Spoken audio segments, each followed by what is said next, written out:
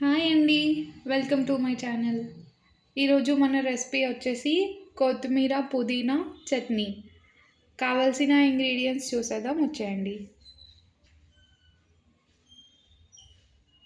పచ్చిమిరపకాయలు, ధనియాలు, జీలకర్ర, ఆవాలు 1 టీ స్పూన్ తీసుకోండి. ధనియాలు ఒక హాఫ్ టీ స్పూన్, జీలకర్ర, ఆవాలు ఒక 1 టీ స్పూన్ తీసుకోండి. వెల్లుల్లి కొంచెం, మెంతులు, అలాగే నువ్వులు, శనగపప్పు, మిర్చి తీసుకొని, చింతపండు కొంచెం లెమన్ సైజ్ తీసుకొని నానబెట్టుకొని ఉంచండి. ముందైతే ఒక ప్యాన్ పెట్టుకొని హీట్ అయిన తర్వాత ఒక 1 టేబుల్ స్పూన్ ఆయిల్ వేసుకోండి. ఇందాక మనం చూసాం కదా, కావాల్సిన అన్ని ఇంగ్రీడియంట్స్లో చింతపండు మాత్రం పక్కన పెట్టేసి ఆయిల్ హీట్ అయిన తర్వాత ఇవన్నీ వేసుకొని కొంచెం వేయించుకోండి ఒక 5 మినిట్స్.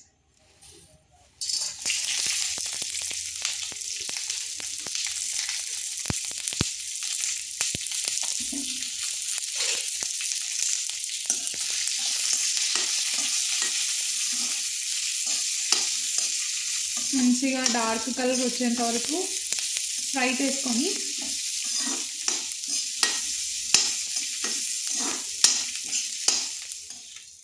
కానీ ఫ్రై చేసుకునేటప్పుడు మాత్రం సిమ్లో పెట్టుకొని ఫ్రై చేసుకోండి.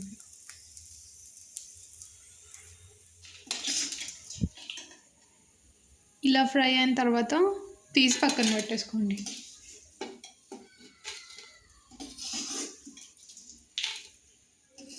ఇప్పుడు మళ్ళీ ఇంకొంచెం ఆయిల్ వేసుకోండి.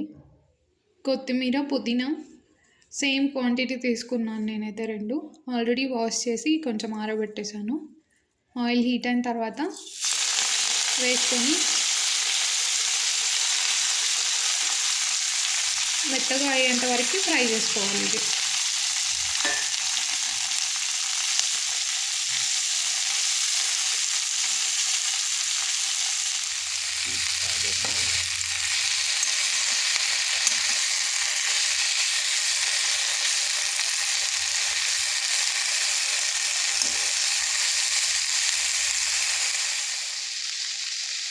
ఒక 2 మినిట్స్ తర్వాత కొంచెం పసుపు, అలాగే 1 స్పూన్ సాల్ట్ యాడ్ చేసుకోండి.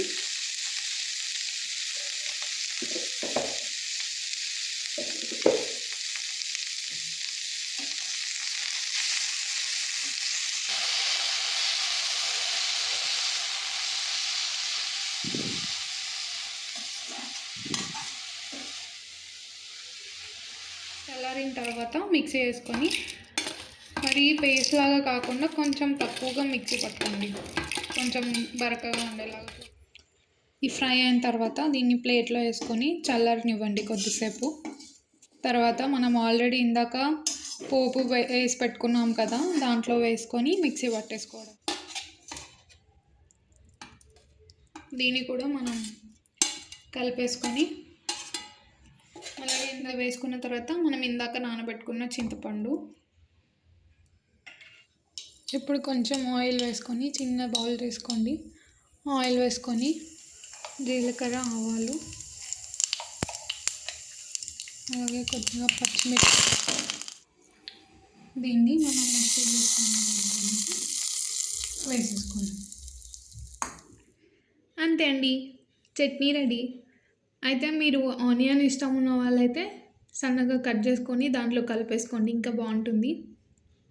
నేనైతే యాడ్ చేసుకోలేదు. ఇంకా మీరు మా ఛానల్ని సబ్స్క్రైబ్ చేసుకోకపోతే please do subscribe. Bye bye.